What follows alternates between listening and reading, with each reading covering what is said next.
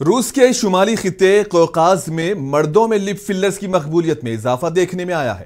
روس کے شمالی خطے قوقاز میں قدیم دور سے مردانہ خوبصورتی اہمیت کی حامل رہی ہے، لیکن اب اس میں مختلف رجحان دیکھنے میں آ رہا ہے جو بڑے ہونٹ، بھرپور چہرہ اور سوشل میڈیا طرز زندگی پر مبنی ہے۔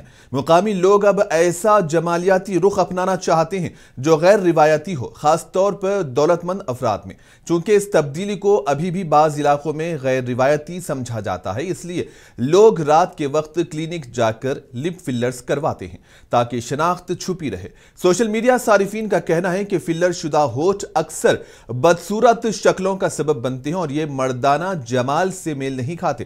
اور حال ہی میں ممبئی کی عرفی جاوید کی بھی لپ فلرز کے بعد کی تصویریں سامنے آئی تھی، جس کے بعد عرفی کے بگڑے چہرے کو لے کر کافی ٹرول کیا گیا کیونکہ عرفی کے ہونٹ کافی بڑے اور بے ڈول نظر آ رہے تھے۔